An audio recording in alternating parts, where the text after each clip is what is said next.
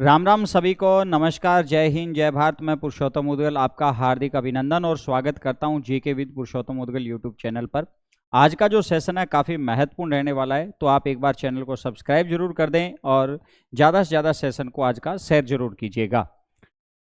क्या रहता है कि अब जो अधीनस्थ बोर्ड के जो आगामी एग्जाम होंगे वो सीबीटी कम ओएमआर पर होंगे। सीबीटी कम ओएमआर, ये माजरा सर समझ में नहीं आया, क्या रहेगा अब नए एग्जाम का पैटर्न, इसी पर आज का अपना सेशन रहने वाला है। और अगर आज के सेशन में अपने बात करें तो एक आलोक राज जी का एक ट्वीट आया और इस ट्वीट के अंदर इन्होंने क्या कहा कि कुछ युवा परेशान हैं सीबीटी को लेकर।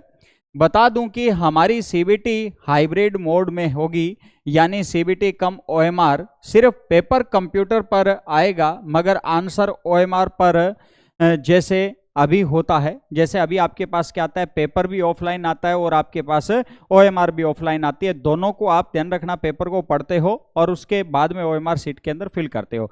लेकिन यहाँ पर क्या है कि जो पेपर है वो आपका कंप्यूटर पर आएगा। आपके सामने जो कंप्यूटर रखा होगा उसके ऊपर वो पहले क्या आएगा, पेपर आएगा। 5 मिनट पहले आपको दे दिया जाएगा उस पेपर को वहां पर, और उस पेपर में से क्वेश्चन पढ़ना और आपने ओएमआर सीट के अंदर भरना होगा। मतलब आपके आंसर जो है अभी भी आपको ऑफलाइन ही देने पड़ेंगे, ओएमआर सीट पर ही आपको आंसर देने पड़ेंगे।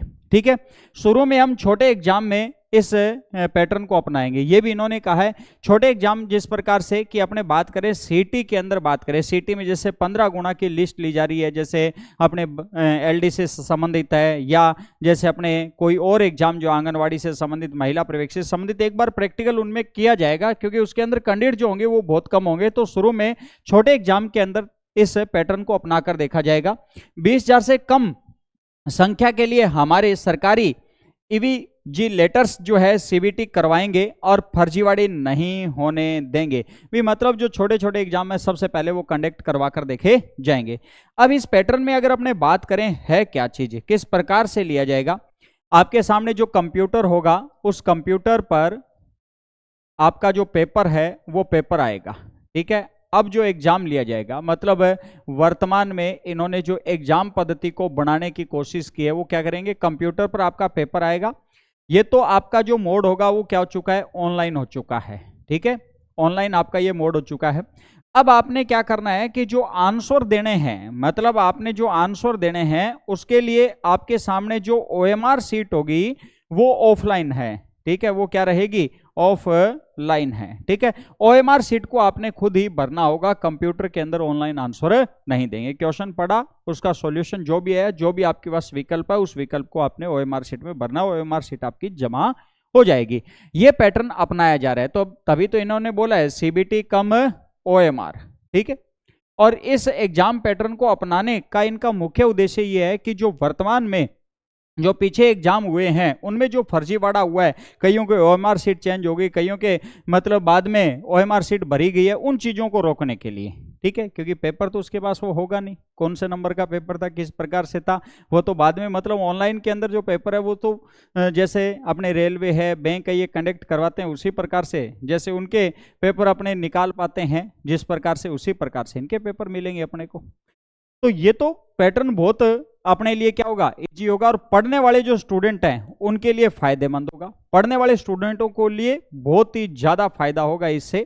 ठीक है, बहुत ही शानदार एक योजना जो है वो आलोक राज जी लेकर आए हैं। ठीक है, आलोक राज जी काफी सतर्क रहते हैं युवाओं के मामले के अंदर, और इनको जो नया लगता है वो प्रैक्टिकल करने की कोशिश करते हैं। तो जो भी अपने आगामी जो एग्जाम होंगे, जो छोटे छोटे एग्जाम होंगे, उसके अंदर इस पैटर्न को अपनाया जा सकता है। और इस पैटर्न के लिए पहले से तैयार रहें, प्रैक्टिस जरूर करें, क्योंकि जब प्रैक्टिस करोगे तभी इस पैटर्न के अंदर आप काम कर पाओगे। क्योंकि अभी तक तो ये था कि अपने सामने जब पेपर खोलते थे, मतलब ऑफलाइन और ऑनलाइन में एक यही होगा कि ऑनलाइन के अंदर जो पेपर होगा उस पेपर के अंदर आपको एक बार में एक ही क्वेश्चन दिखाई देगा, है ना, जैसे बैंकिंग एग्जाम वगैरह में दिखाई देता है, एक ही क्वेश्चन दिखाई देता है। लेकिन ऑफलाइन जो पेपर होता है ना, ऑफलाइन जो पेपर होता है, पेपर जो ऑफलाइन पेपर होता है जिसमें आपके सामने एक पेज पर अगर 5 क्वेश्चन है तो 5 के 5 क्वेश्चन दिखाई देंगे। अगर दोनों तरफ देखें तो 5-5 क्वेश्चन है तो 10 क्वेश्चन आपको, कई बार ध्यान रखना 2-2 3-3 क्वेश्चन है तो सारे एक साथ दिखाई देते हैं। जिससे अगर मान लो कोई क्वेश्चन अपने को नहीं आता 10 क्वेश्चन दिखाई दे रहे हैं, 10 में से 2 नहीं आते तो 8 आते हैं, अपना वहां पर हौसला भी बढ़ता है। लेकिन यहाँ पर तो 1 बाय 1 आएंगे, और कई बार ऐसा भी हो सकता है कि ऑनलाइन में 10 के 10 क्वेश्चन जो अपने खोले हैं वो सारे कठिन आ जाए, तो अपना हौसला भी इससे डाउन जा सकता है। लेकिन ये बहुत कारगर साबित होगा। ठीक है, कारगर क्यों साबित होगा? क्योंकि पढ़ने वालों के लिए कहीं पर भी इसमें कोई दिक्कत नहीं है। दिक्कत केवल उन्हीं व्यक्तियों के लिए है जिन्होंने फर्जीवाड़ा किया है। ठीक है, उनके लिए दिक्कत है। उन्हें तो अभ्यास करना है, जैसे आप ऑफलाइन में करते थे उसी प्रकार से अपने ऑनलाइन में करना है। इसमें टाइमिंग जो है, टाइम मैनेजमेंट जो है वो विशेष रहेगा, ये ध्यान रखना। टाइम मैनेजमेंट जो है वो ऑनलाइन में विशेष रहेगा।